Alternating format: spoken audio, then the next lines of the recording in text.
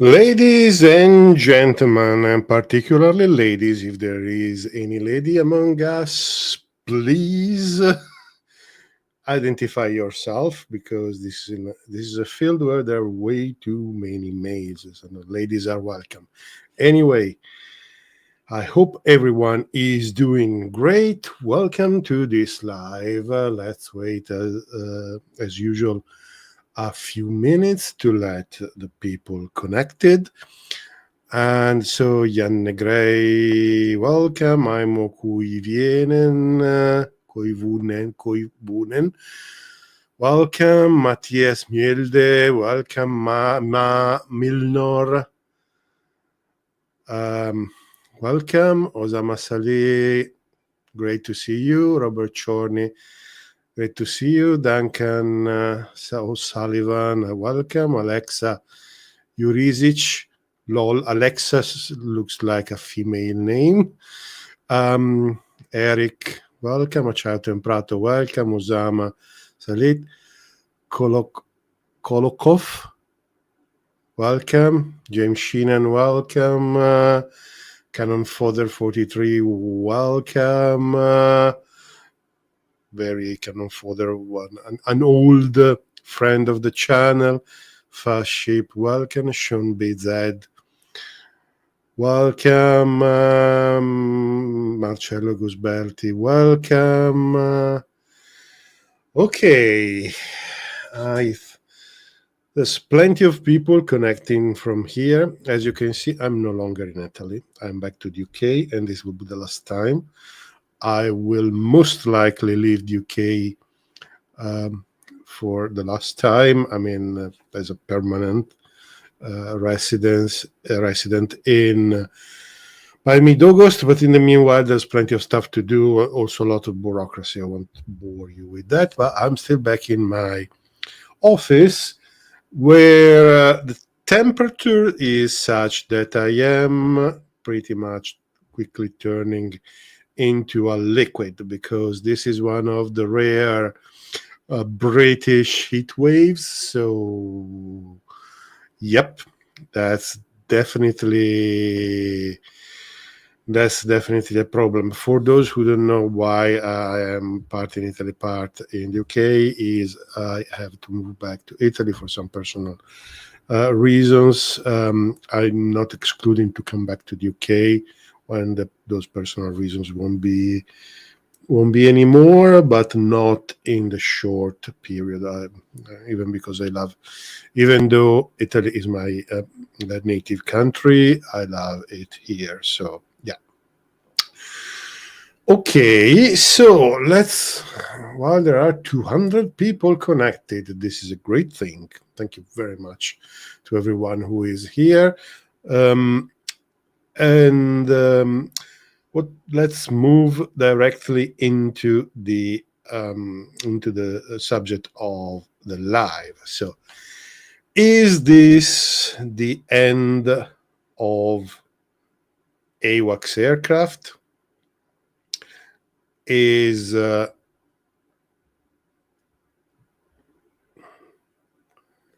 the sense that this is the end of the AWACS aircraft, because there have been some events that are worth covering. As usual, we are not covering them from the point of view of from the commercial, let's say, policy point of view. We are covering them from a technical point of view, but there have been some decisions that have been taken that could, for the United States, put in jeopardy the future of all the AWACS aircraft. So what are we talking about today? We are talking about the cancellation of the acquisition of the E7. We'll see in a minute. We'll quickly go through the E7, the E3 that was supposed to be replaced by the E7, the E2 that will be the stopgap, and then we will talk about space. But you have to wait till the end. Okay, what has happened? So the E7 program has been officially cancelled in the context of the budget for the year 2026.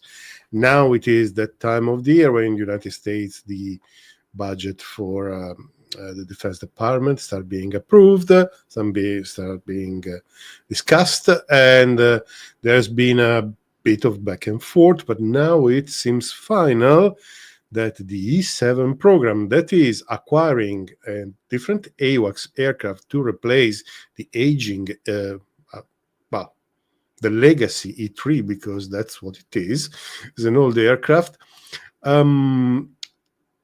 I mean, the program to acquire the E7 has been cancelled. And at this stage, it seems pretty much final. It's not 100% official, but it is very clear now that it's not going to come back. Why they did so? Well, one of the reasons is the usual reason for all these situations: the growing costs. I mean, the acquisition costs has ballooned from 588 millions at the beginning of the program to 724 million per single aircraft, which is quite a lot. But also, there is another consideration that has emerged in various interviews and conversations of US officials, including the Secretary of the Defense Hegseth, that a platform like the E7 and in general a platform like the AWACS, the current type of AWACS, that is a transport or a passenger, an airliner that is modified to carry a radar, is not survivable in modern environments. But they also said that together with that, considering the time frame that was supposed to happen for the acquisition of the E7, which was between 2028 and 2035, they say that a space-based AMTI, we'll see in a minute what it is, capability can be delivered in more or less the same time frame, and it will be much better, and we'll see what it is. In the meanwhile, if there is the need to stop the gap, there's always the E2 and particularly the E2D, which is the latest variant of the Navy's E2, that can stop the gap. It's not clear what they have in mind here. It's either buying extra E2s for the Air Force or doing something like they did with the E6 Prowlers and it's not a few years, a couple of decades ago now, in which the squadrons were Navy squadron, but were sort of split in terms of availability between the Navy and the Air Force. So we don't know how the E2 is going to be managed, and we even don't know if they're going to buy more or they're going to keep going with the number that has been acquired now. So before moving on, let's have a look at these three aircraft: the E7, the E3, and the E2. So the E7 Wedgetail is quite a interesting looking aircraft. It is is built by Boeing. It is based on the Boeing 737 airframe with an AESA radar that they call MESA, but that's basically, it's just technically speaking, it's just an AESA radar on top.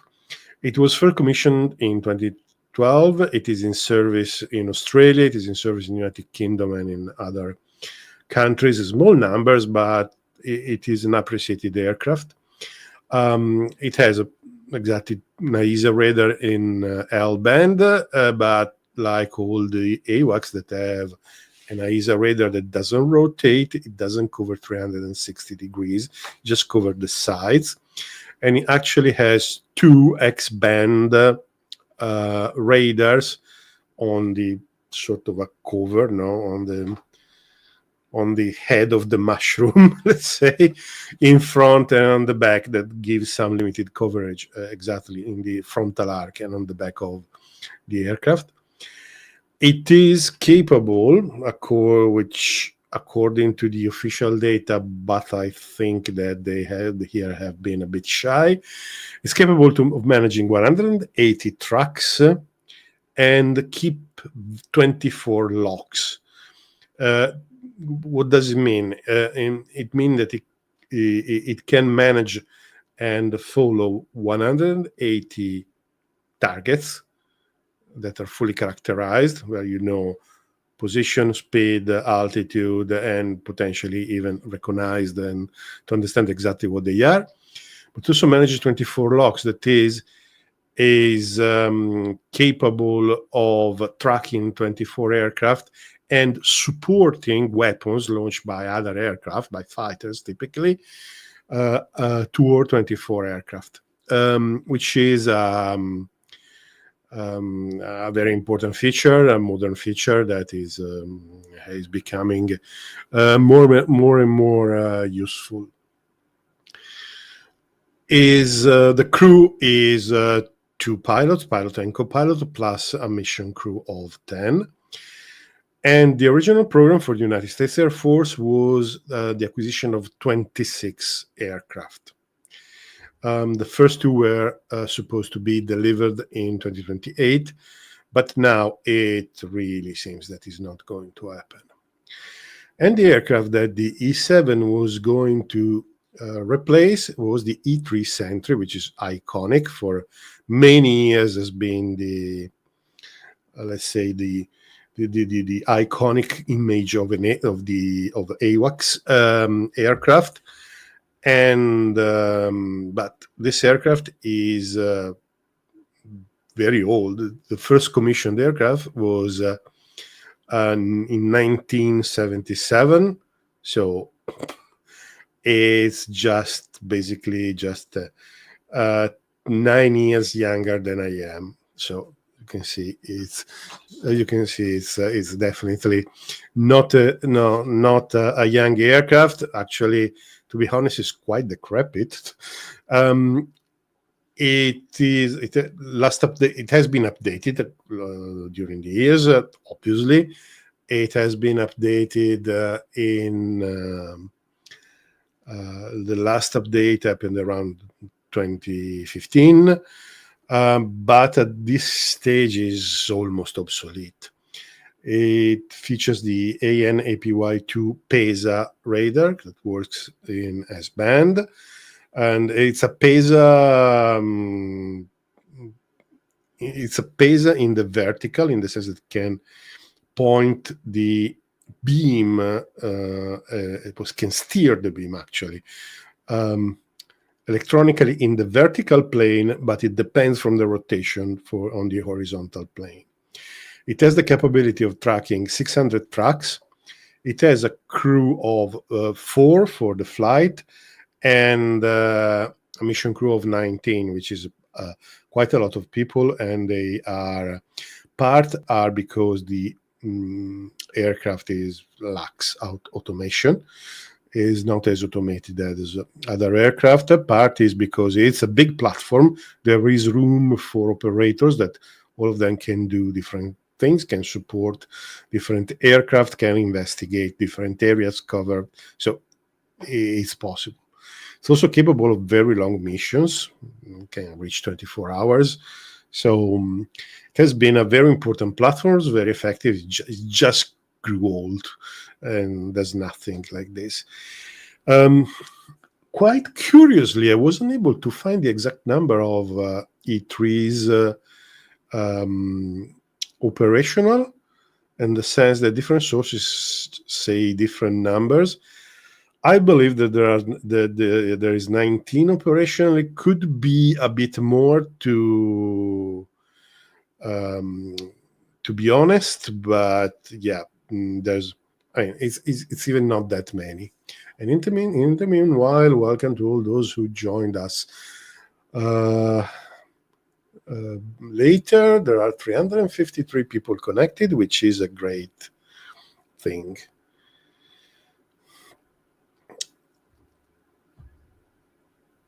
Now, the E2D OKI is different. I mean, the airframe is, yeah. The design of the airframe is quite old. But the aircraft, the D variant is pretty new. The first one was commissioned in 2010, and the US Navy is still acquiring them. So it is an assembly line that is still open, and if they want to buy more of these, it is definitely possible. It uses the AN/APY9 AISA radar, but it's a radar that works in UHF. So it's a very low frequency radar, which is it has pros and cons. We talk about this many times. This is an aircraft that should be able to track stealth.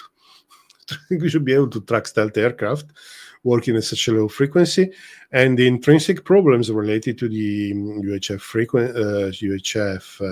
frequency, that is the impossibility, for example, of producing weapon grade tracks and logs, apparently, according to the Navy, has been resolved by advanced signal processing, whatever this means.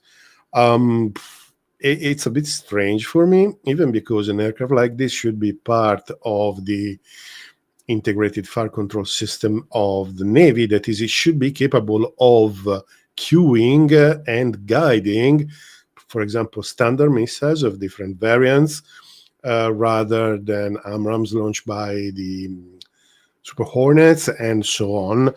And it's difficult to think how this could be done with the UHF radar. So there's probably something else that we are not told. So apparently the antenna is rotating. No, there is the rotodome is rotating. On one side you have the radar, on the other side they've mounted the IFF. This is the official variant. It is well possible that on the other side they mounted, for example, some X-band radars to do the activity, to do the other activities that you can do with a UHF radar. Just my speculation, because it's strange. The crew, as you can see, is very small. There are 2 pilots and just 3 operators. And it is... and this has consequences because there are few people to manage the air battle. So it's fine. Between operational and planned, there are about 50 units. But as I said, there is the possibility now that they will order some more to stop the gap for the United States Air Force. Okay, these are the 3 aircraft. But what are the Americans planning to do to really replace the E3 and the thing that actually prompted them to block a full replacement? I mean, I tell you this right now. There is an incredibly complicated story of who is doing what within the U.S. within the American Armed Forces and the Department of the Defense, the various agencies, the NRO, the NSA, rather than the Space Force and so on. They are just fighting for who is doing what. I'm not covering all of that because it's extremely complicated. And also they have already given different contracts to different manufacturers to do different activities. Okay, we just work on the concept. Okay. Okay, what is the replacement? Just give me a second, sorry.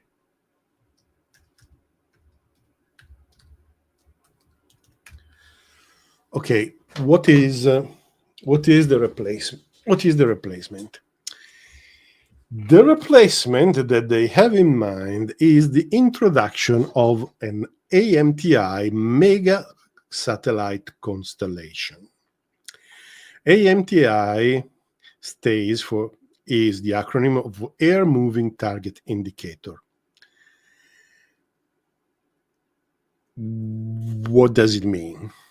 So the concept of moving target indicator is quite old, to be honest, and it is a concept that exists, that was born as a technique, a methodology that is applied in radar to avoid the ground clutter. If you have a radar on an aircraft, you point the beam toward the ground, you have the reflection of the ground, so anything else that is there is drowned within the clutter of the ground clutter.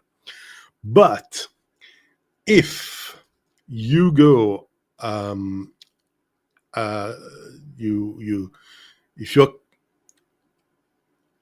but you also measure the Doppler shift of the returning frequencies, you can identify everything that is moving. What is the Doppler shift? It is the same effect that I will do the usual example that everybody does. It is the same effect that you hear when you hear an ambulance, where the timbre, the frequency of the horn or of the siren of the ambulance first grows and then is reduced. So when an object is moving, the frequency of the reflected radiation is changed in a way that depends on how it is moving, about the speed, and in general for a radar it's also important the direction in which it is moving in respect to the radar, to the aircraft radar. And so what, in practice, what does it mean? It means that the radars that look down have a filter that pretty much excludes everything that is not within a window of speeds, of velocities. There is one story which is very famous, that the NATO E3 radars were actually picking up sometimes Mercedes or BMWs on the German autobahns, because they were set to cancel everything below 200 kilometers per hour, and those cars were actually capable of going faster. So they were picking them up. They were picking them up on the radar. So that's the concept. No, you apply a filter to your received signal just to extract the stuff that is moving, and only within a window of speed. They want to do this from space.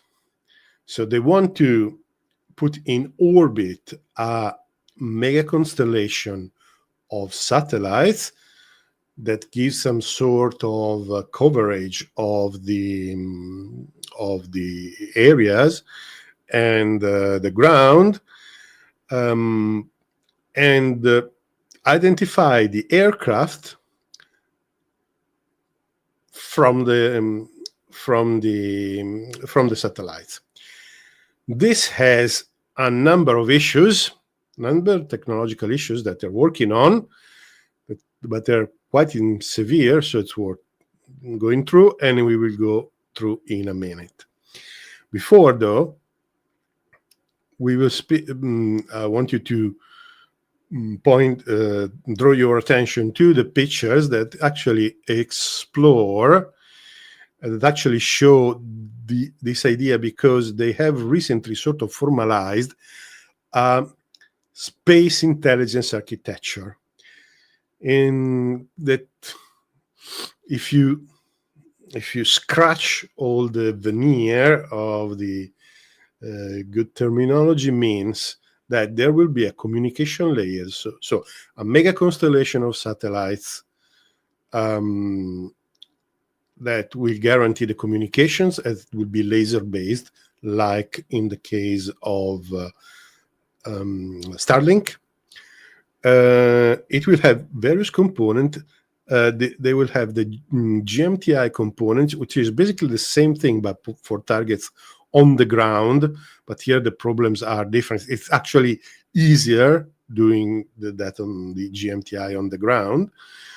There will be the AMTI that will replace all the AWACS. There will be some other large constellations, not large constellation of satellites for doing electronic surveillance, and they will also do early warning, particularly in reference to hypersonic weapons. And all of this will be part of the ISR, the intelligence and the intelligence and information collection capability of the US forces, of all the US forces, chiefly the Air Force, but in general, all the US forces, but will also be integrated with Golden Dome, which is the initiative that recently President Trump launched of basically Star Wars Initiative 2.0, that is create a series of technologies capable of intercepting any ballistic or cruise threat that is toward the United States.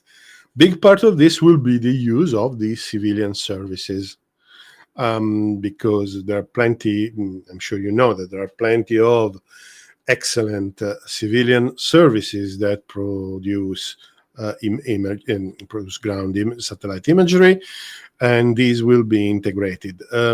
Beyond this architecture, there's obviously a lot of computing power. Since AI is in everything today, they say that there is a lot of AI because that will be used to in two ways. One will be to identify targets, and the other will be to assess the situation and provide options to the commanders of what to do. And so within this entire architecture, so this is a big initiative, obviously. This is the United States are changing a lot of their space assets. They already had a lot, but here they're going on steroids. And the part that we are particularly interested tonight is the AMTI, the moving target indicator to identify aircraft in flight. The other important thing to understand is that now they're not talking about platform. There has been a switch from the constellation to the mega constellation. A constellation of satellites is like the one that provides GPS. It's 24, if I remember correctly, satellites. So a small number of satellites that do their work. Large platforms, very expensive, very capable. Mega constellations are like Starlink, so thousands and thousands of satellites. Simpler, if you want simpler, so less capable and potentially even short-lived, but plenty of them. So they are, so with the number, composing the numbers, you are capable of,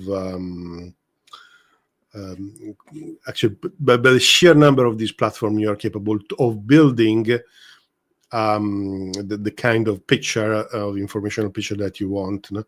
And they generate a lot of data. Mind, this must have been a sort of generational distress for the Americans, who would normally go with few very sophisticated of everything, general platform of everything. But that's the concept that has been embraced by the American Armed Forces. This obviously has been made possible because the launch costs have been reduced with with SpaceX, with the reusable the reusable boosters, but also with in general modern rockets, modern missiles, modern launchers are a bit cheaper than they used to be because they're built with modern technology. It's been possible by miniaturization, so you can, even though the platform, the single unit is relatively small, you can still put some good capabilities inside that. And with miniaturization also comes weight reduction. And you know that the cost is associated with the weight. What really costs in space activities is launching 1 kilo in orbit.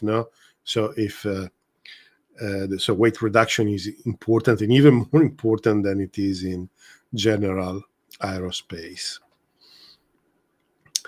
So what are the pros and cons or the difficulties of this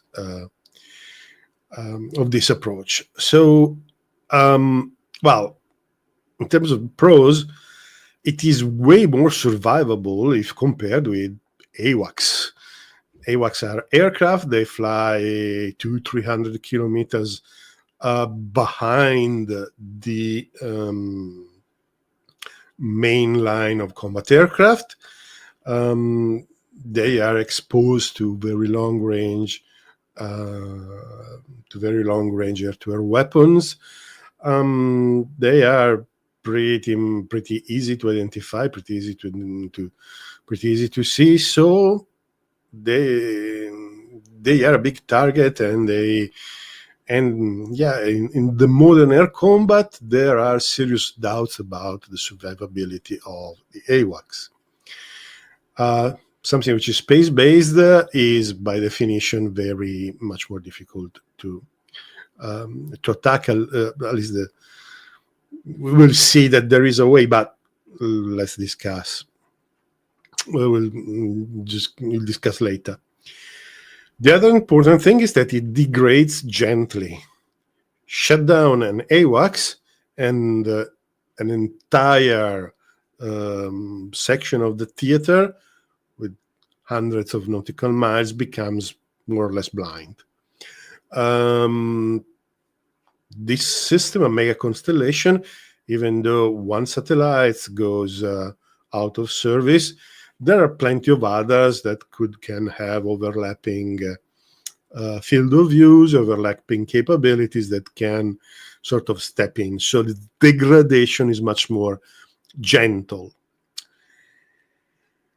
The other advantage, which is quite important, is aircraft, even stealth fighter, are not that stealth from right above.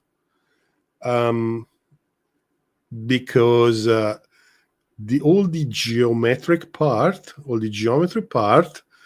of the stealth design pretty much has the assumptions that the signal, the radar energy comes from the side horizontally. In this case, it will come from above. So stealth aircraft should be easier to see from above.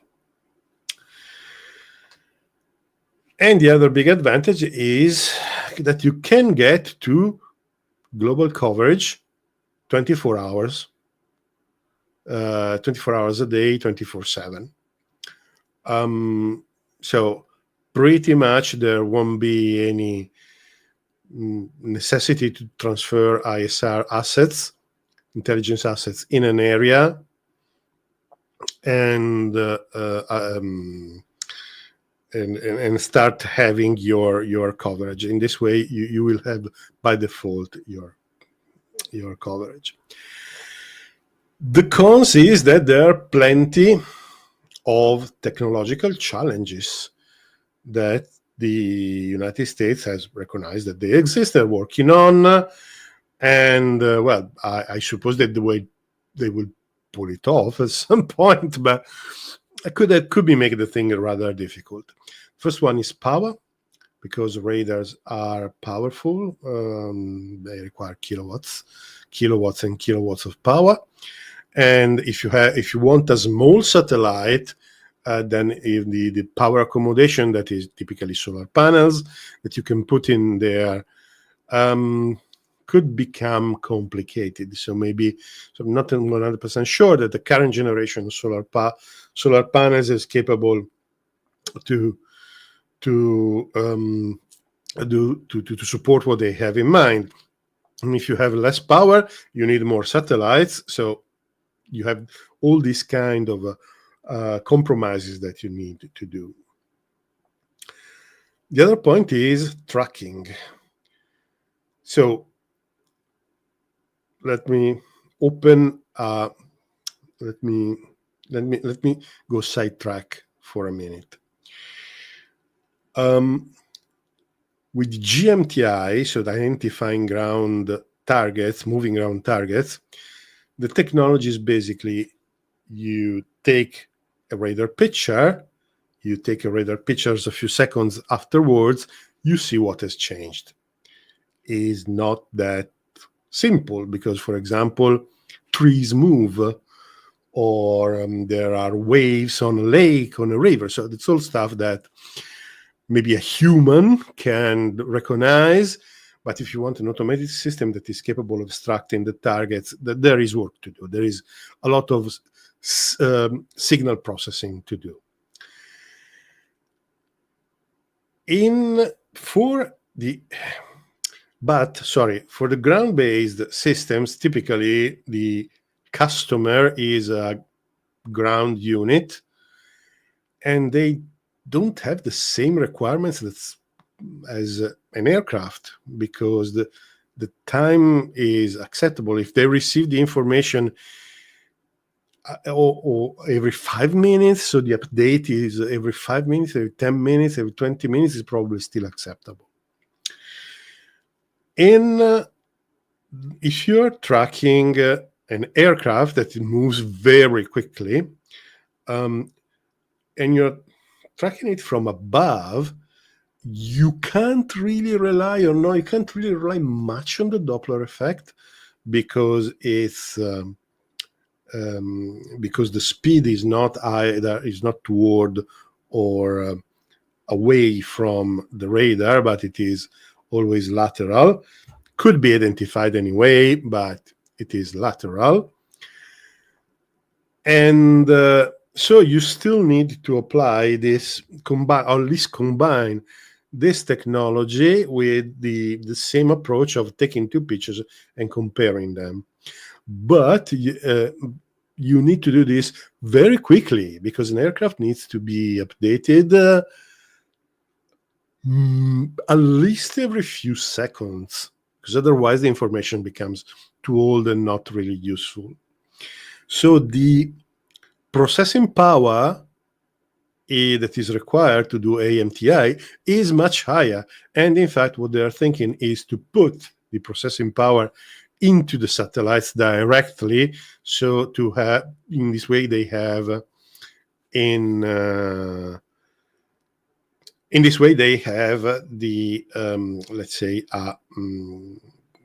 pre-masticated data, pre-processed data to be diffused to the data consumers.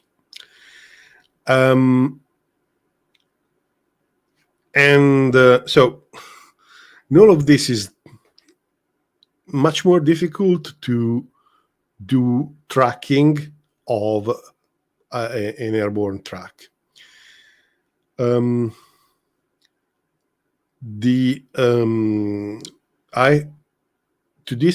About tracking, actually, US officials have said that they also have a problem with the cloud coverage, because probably they're working on frequencies high enough to be sensitive to cloud coverage. But I think that this is a minor problem, okay, in the sense that you can have two different radars with different frequencies, that some of them may go through the cloud coverage, and it's not a problem. It will degrade the quality of the track, but it's something that can be fixed, okay? It is actually the computational capability that is required for do a proper track maintenance that can be then offloaded to a track consumer, to a fighter, through a data link to appear on the screen of the pilot. That is something which is probably quite complicated.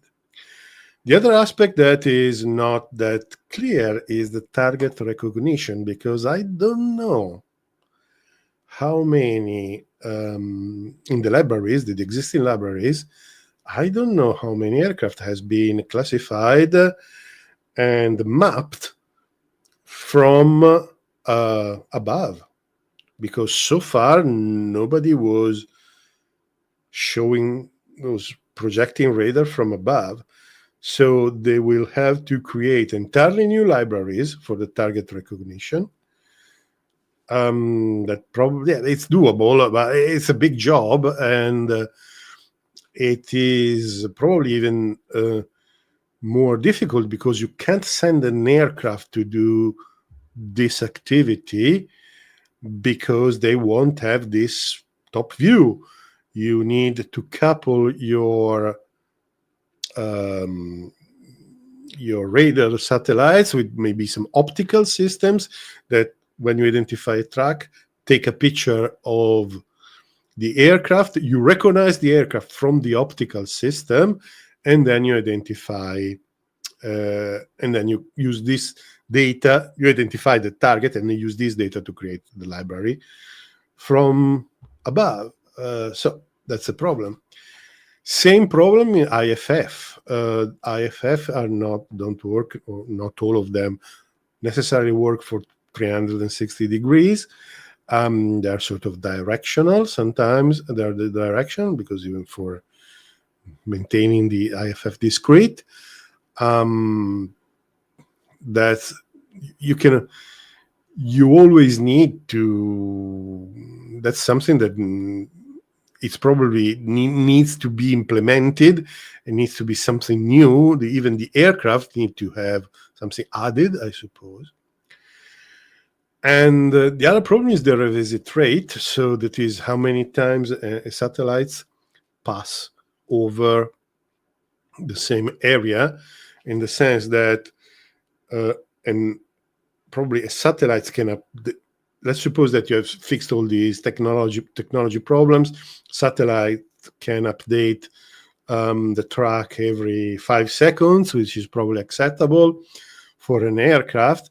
But the satellite moves at some point, it goes off the area. You need immediately to, for the GMTI, you may tolerate to have 10 minutes where there are nothing looking at those targets. For the AMTI, you need a continuous coverage. So the satellites need to be in orbits and trajectories such that allow for a continuous coverage. No use to say this depends heavily on a type of communication, that satellite communication, that it's even more dependent from communications that the current solutions based on data links and voice radios.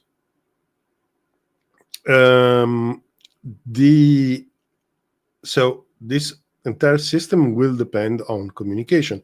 And the reason why I believe they have chosen laser as the main carrier for the communication is exactly to make the entire system more resilient. In space you don't have dust, you don't have any problem like this, so it should work quite well. But also you have the downlink, so every aircraft should have some form of communication satellite with the satellites capable of receiving this data. And finally, you have the problem of control, in the sense, so far, often, not always, but often, to be honest, it's diminishing. I mean, the trend is downwards, but the commanders of the air battles used to be on the AWACS, because they were close by, nearby. Communications were easier. Now, it is becoming less and less the case. Now, the United States have communication system that more or less you can manage an air battle from the other side of the world if you want, but still you have this problem of control. Where do you put the commander?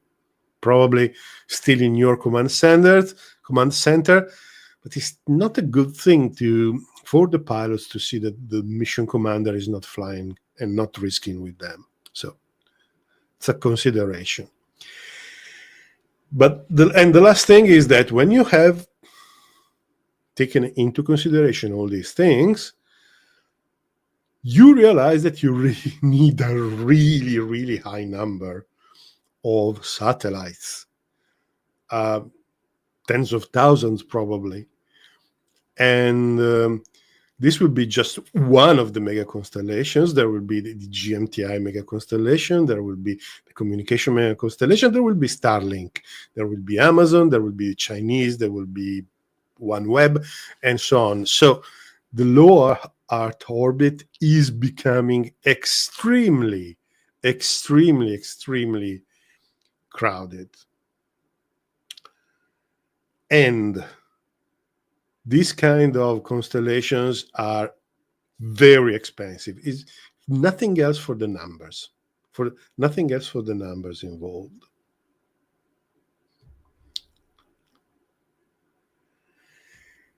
Then, okay, if you want to be, then I have some doubts. These are my doubts.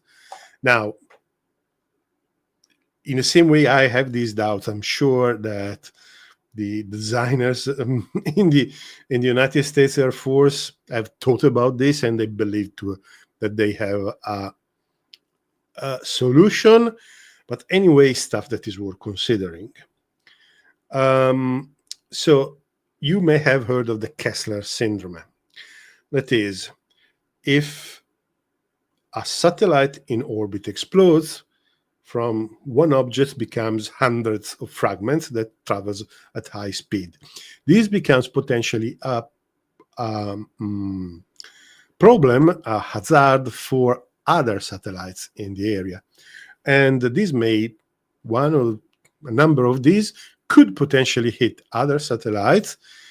And from each satellite that is hit, hundreds of fragments are generated. So you understand that there is the risk of a chain reaction such that some orbit levels becomes, or orbit shells, let's say, become so crowded with fragments to be completely unusable.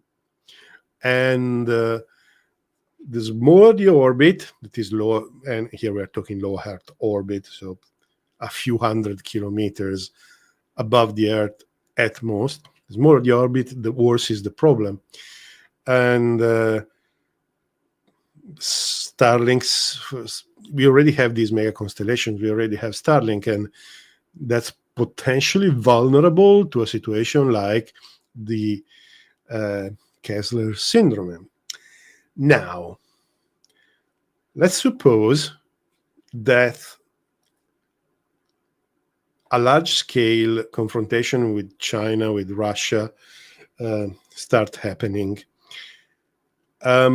If this system is operational, it's surely important for the United States, and surely the opponent wants to take it out. There are two ways. One is with direct ascent weapons, and the other one is with orbital weapons.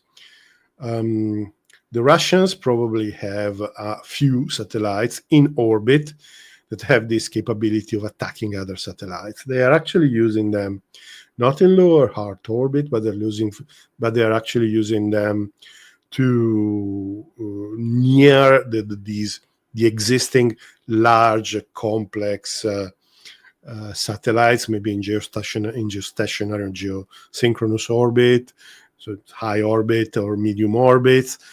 And the Russian did not admit of having this capability, but I'm pretty sure that they have.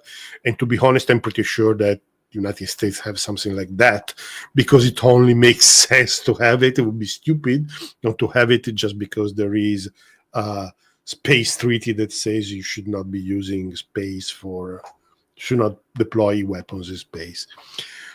So probably there is this. And this will probably be the type of system that goes and hunts those big, high-value payloads, high-value systems that manage communications, for example, or early warning and these kind of things that typically are not in low Earth orbit, but are higher up. Direct ascent weapons are basically missiles that are capable of intercepting a satellite and swatting it out of the sky. The Russians tested one, the Chinese tested one, the Indians tested one. I'm sure that everybody has one. Now, if the United States have these very mega constellations that give them such an important advantage, one thing that you could do is keeping a few dozens of direct ascent weapons, use them to fire, use them to reach the orbit of, to put a payload in the same orbit as the satellites, as the mega constellation.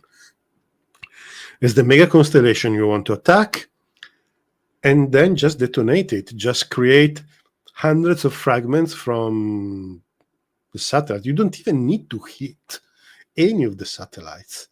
You just need to create a big cloud of fragments that will start randomly hitting all these targets, all these other satellites, and they will start progressively degrading. This probably takes days, to be honest, but it will start degrading this capability.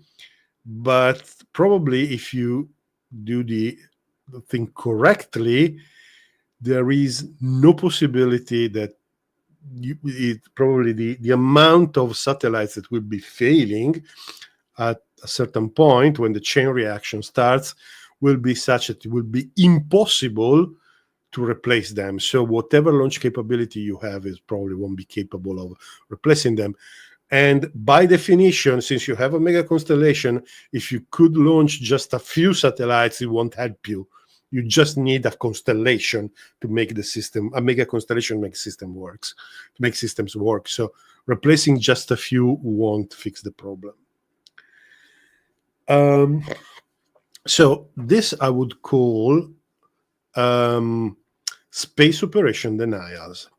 So if your opponent has an advantage in space operations, you deny space operations. It is extremely clear that in this way, access to space becomes very difficult.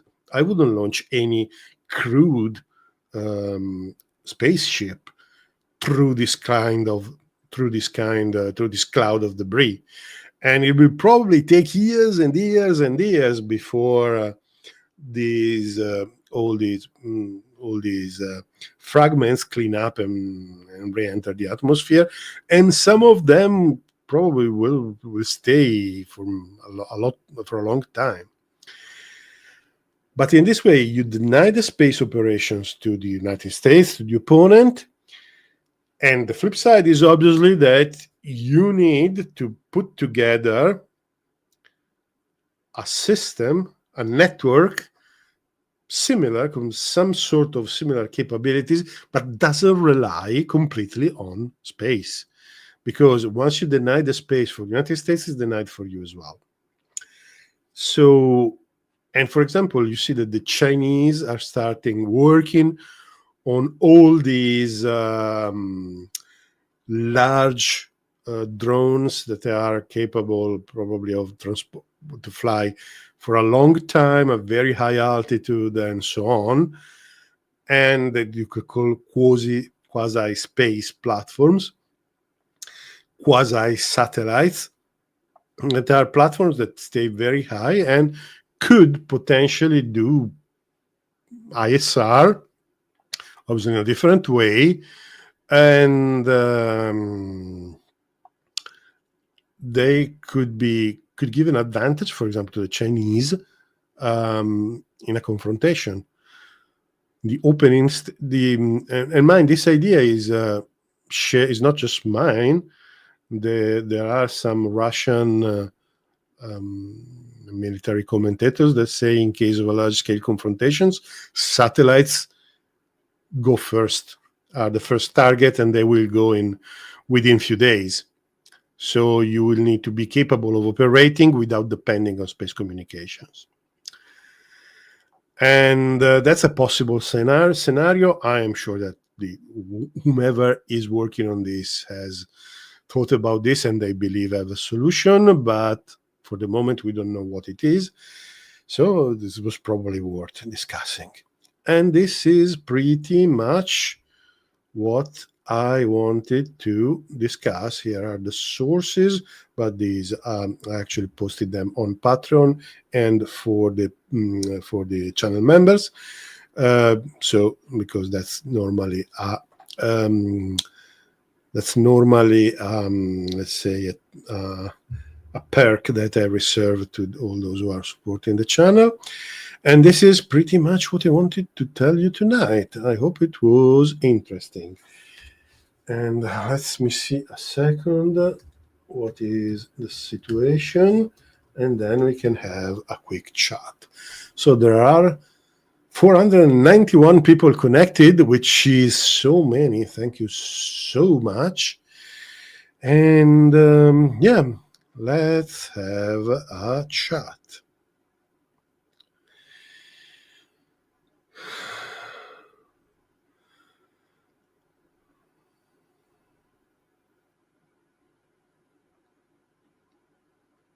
They need this hyper-fast communication because, say, 100 of these satellites needs to simulate one AISA plate array. Possible. That's one of the possible technical solutions.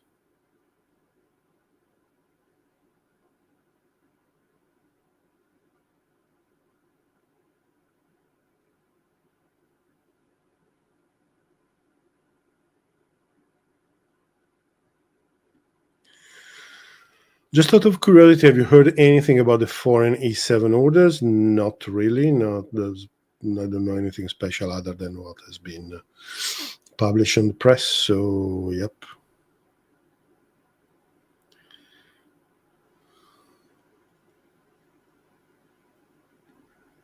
More interested in KJ3000 and J50. We will get back to that.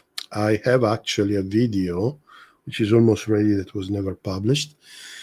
So I'm hoping that in the next 2 weeks there will be no live, but there will be a normal video. Should have the time for doing the usual documentary video. So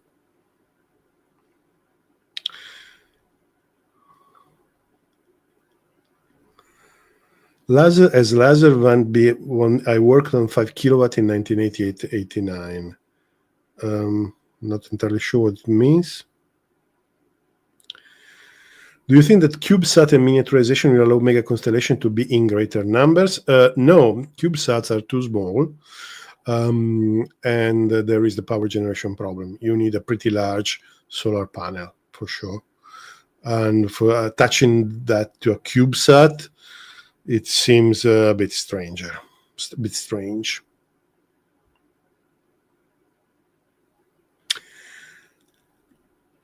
Does anyone know what happened to the Aurora bomber? No, the Aurora was never a bomber. It was a drone, a reconnaissance drone, Mach 3 drone, very high supersonic speed, that maybe existed, maybe not. I believe something has existed. I don't know if it ever operated, but a prototype is probably existed. So now there's something different, the SR-72, which is probably again an ISR aircraft flying at very high speed, at hypersonic speed. I'm just waiting to see it and see what it's capable of doing. Don't think it would be a bomb, but anyway. Kessler syndrome has the ability to stop all travel to orbit with all be trapped. Yes, but it is what I think is going to happen, to be honest. Not that I like the idea, but that's the logical thing to do. There are a lot of reports recently talking about a war between Algeria and Morocco. What are your thoughts on that? I'm not informed. I'm sorry.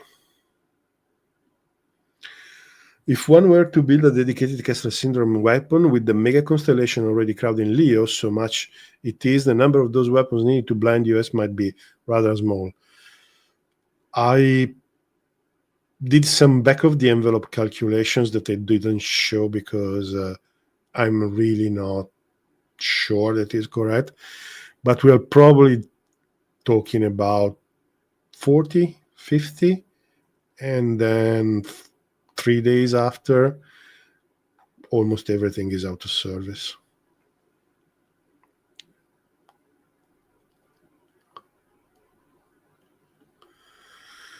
When do you think China and USA will have sparring in the sky?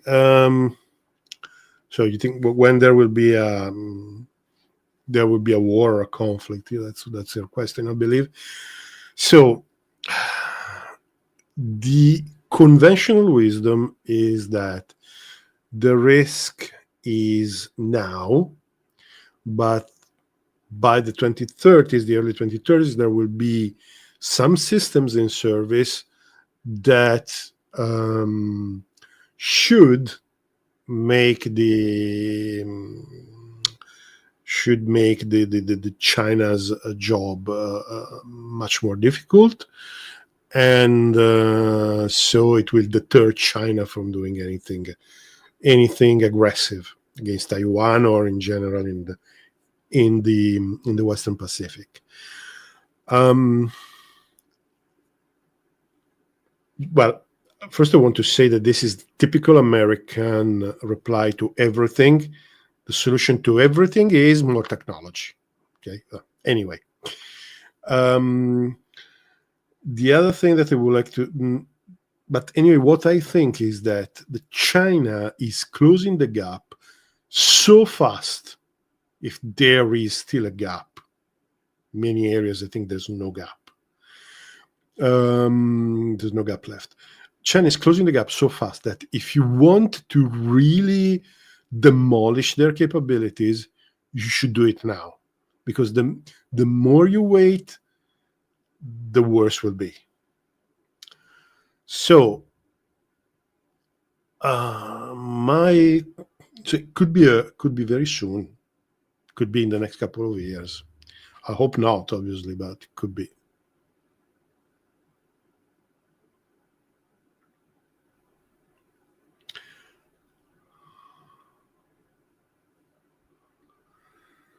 Russians SMO is providing GPS satellites and system knowledge. Do you think GPS jamming and spoofing itself of GPS satellites is translatable to an AMTI system? And yeah, that's another thing that will invariably happen. There will be some work to put together some type of jammer capable of jamming up. And anyway, however, it's probably easier to destroy all of them rather than jamming them.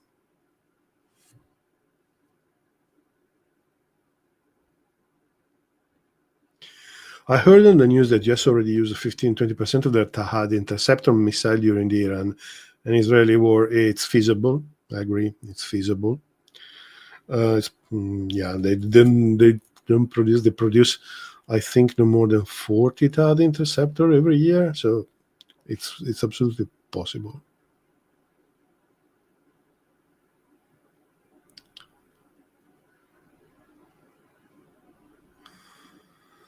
I wonder if designing stealth aircraft is really that hard as it is portrayed in media. No. No, absolutely. It's not. The first thing to understand is that since the radar equation goes with the fourth power, not the second power, it is, very high stealth, very, very low RCS has minimal advantages. So if you're decently stealth, it's probably not worth going full stealth. The Americans, because that's the way they do things, go full stealth in some cases, but it's probably not that big of an advantage. Translating literally 2-3 kilometers difference in the detection. Second, the principles are, and if you don't want to do these incredibly complex things that require incredibly sophisticated materials, incredibly sophisticated incredibly high tolerances, that create all sort of other problems. For example, I don't know if you know, but for example, if you dismount the wing of the F-35 in a sunny day, and the day after is raining, the temperature, the size variation with the temperature is such that the wing won't fit on the F-35 again. So it creates all sort of problems, no? And so that's problem. So it's not very difficult. What is more difficult is the sensor fusion, because it's the sensor fusion, the target recognition, the cooperative targeting. That's the real stuff that makes a difference with the 5th generation. And again, that's conceptually is very clear. If you go, you can read books about sensor fusion. So it's not that the problem is that you need a lot of computational capability and very complex libraries to make it work. That's probably where the difference is between the United States and Russia. China is probably already is more or less there, but with Russia, that notoriously has problem in miniaturization, probably is forced to use simplified algorithms. That's probably the difference.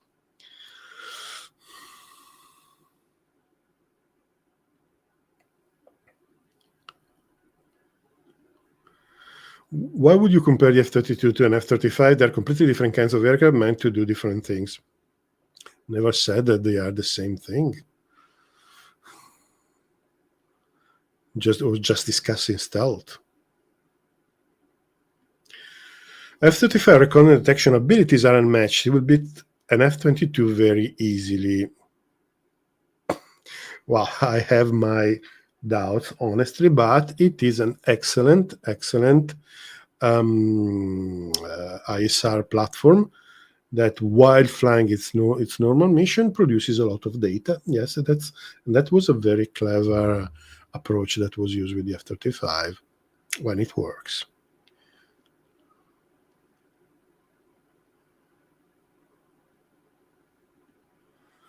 The magic of Golden Dome, in my mind, is going to be the integration of capabilities that were never meant to be network or integrated before.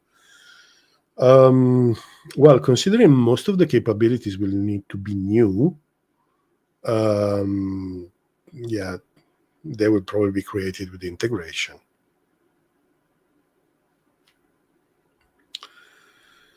Do we know all the aircraft involved in Operation Midnight Hammer? No, at least I don't. I haven't seen any complete list.